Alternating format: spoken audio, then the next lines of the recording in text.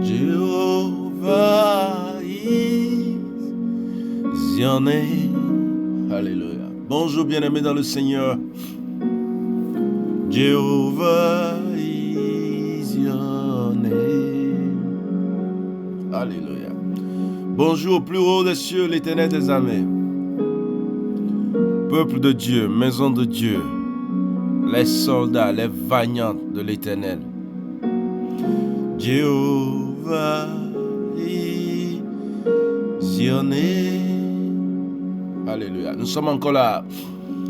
Jehovah is your name. Jehovah est ton nom, Seigneur. Jehovah est ton nom.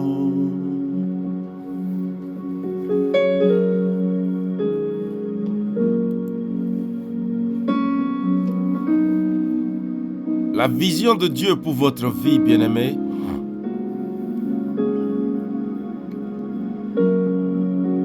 c'était le cas du prophète Élie. Il était fatigué, découragé, démissionnaire de son ministère. L'Éternel lui envoie un ange avec un breuvage, avec quelque chose à boire, avec du pain, mais aussi avec la recommandation de ne pas démissionner. Dieu le voyait dans une zone d'abandon, dans un désert. La recommandation pour Élie était de continuer le ministère et d'aller plus loin. Vous lisez le livre de 1er Roi, chapitre 19.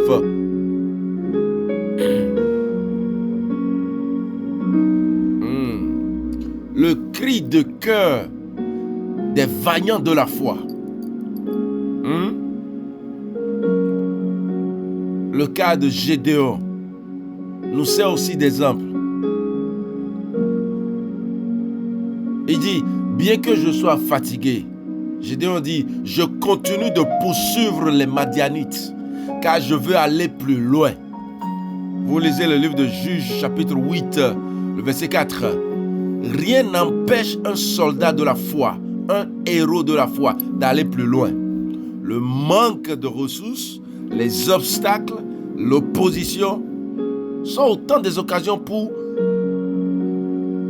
un vaillant d'affirmer son courage et sa détermination. Bien-aimé, un rappel rapide ce matin. Dieu trouve une solution là où les efforts des hommes sont négligents. Dieu trouve une solution là où les efforts humains, c'est-à-dire votre sagesse, votre intelligence, la science, votre titre, votre pouvoir, ont échoué. Le miracle de Dieu se révèle dans toute la puissance divine. Lorsque vous avez épuisé, utilisé tous les recours terrestres, levez les yeux vers le Seigneur. Vous vous rappelez le livre de Psaume 121. Derrière chaque épreuve, Dieu a un plan merveilleux pour votre vie, pour vous conduire vers votre destinée. Tel est le cas de cette petite fille prisonnière d'une bande de pillards syriens. Malgré cette épreuve, elle ne se révolte pas contre Dieu. Dans une prière de foi, elle s'est probablement dit, il est vrai que je souffre sans que je sache pourquoi. Mais une chose est vraie, Dieu se glorifie dans ma souffrance. À fin de compte, Dieu s'est servi d'elle pour conduire Naaman à la guérison et à la foi. Dieu veut vous bénir dans cette année, dans cette décennie. Parfois, Dieu utilise ou Dieu emprunte avec vous un chemin long et étroit, voire même une nouvelle voie que vous devez vous-même découvrir, car avant vous, personne d'autre n'est passé par là. C'est le cas de miracle de guérison de Naaman. Le prophète Élisée lui donne des instructions de guérison ridicules et méprisables à ses yeux. Va te plonger 7 fois dans l'eau de Jourdain et tu seras guéri. Bien-aimés, je veux vous encourager ce matin à voir l'horizon radieux de 2 rencontres qui ouvrent les portes de votre destinée. 2 rencontres. Nous avons parlé d'une rencontre hier, celle des espions avec Rahab. Vous savez, la destinée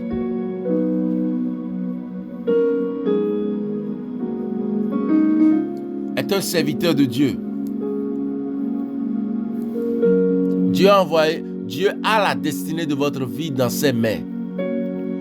Parfois, vous avez l'impression que tout va mal. Vous priez, mais rien ne change. Au contraire, au lieu de changer, les choses empirent. Permettez-moi de vous rassurer, Dieu travaille pour vous bénir, délivrer, vous guérir, vous accorder la victoire dans tout le combat que vous avez, tout le défi qui vous attend. Élisée, le successeur d'Élie, était au sommet de son ministère. Il y a quelques années, c'était un inconnu sur la scène nationale de son pays, puisqu'il était un simple laboureur de Samarie. Un jour, la main de Dieu Tout-Puissant organise une rencontre en plein air entre Élisée et l'homme de Dieu sur sa vie.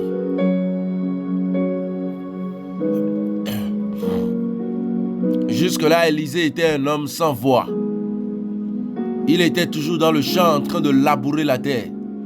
Sa rencontre avec le prophète Élie lui offre une nouvelle perspective d'avenir. Il lui communique une grande vision des choses de la vie, le conduisant vers un puissant ministère et une grande visibilité. La prière de mon cœur, pour moi-même et pour vous, c'est que vous fassiez des rencontres divinement organisées par Dieu avant la fin de cette année au nom de Jésus-Christ.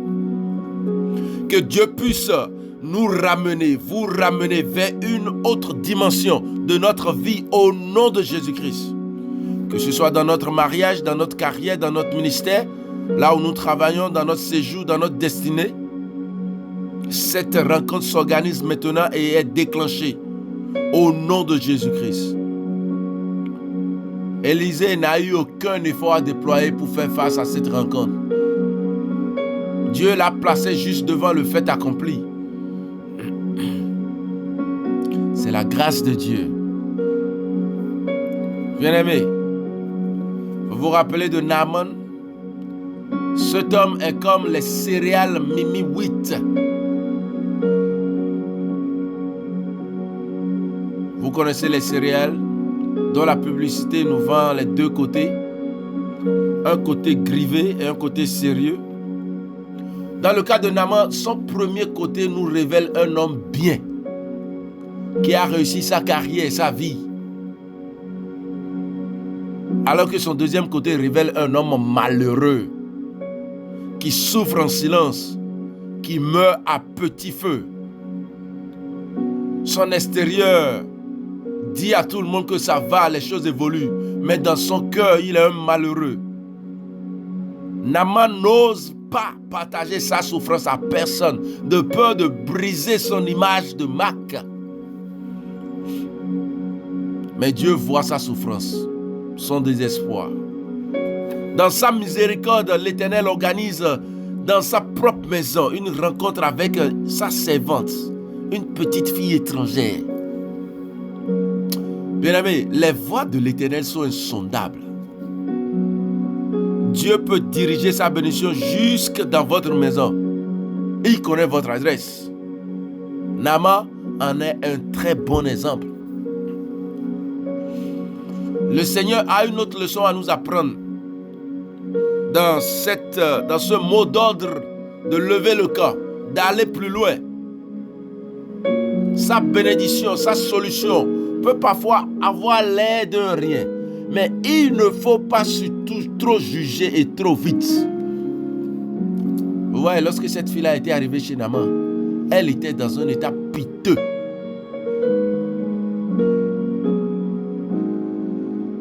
Elle avait besoin de manger, de trouver un abri, d'être adoptée, de retrouver sa liberté.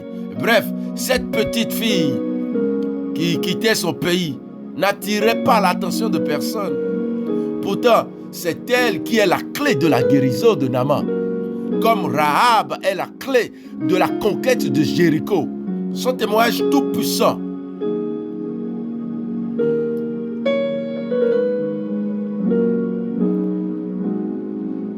Du ministère d'Élisée a déclenché une série d'événements qui ont conduit le général Naaman vers un miracle de guérison. Bien-aimés, à la lumière de ce que je vous dis ce matin, vous devez vaincre l'indifférence, vous devez témoigner de votre foi et vous devez accueillir sans juger. Car vous ne savez pas par quel moyen l'Éternel veut régler les choses cette année. Alléluia.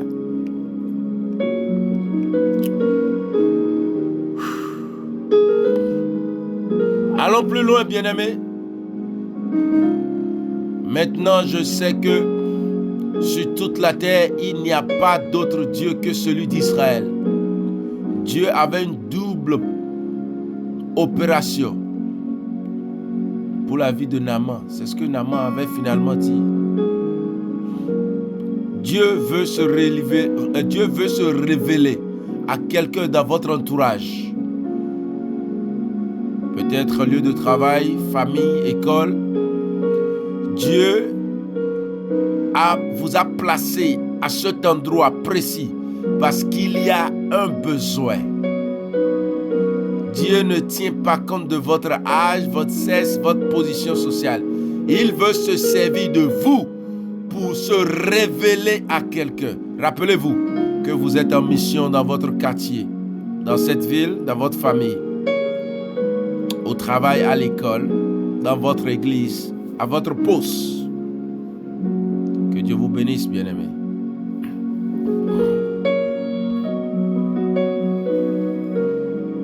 Nous allons continuer dans la soirée par la grâce de l'Éternel. Ce matin,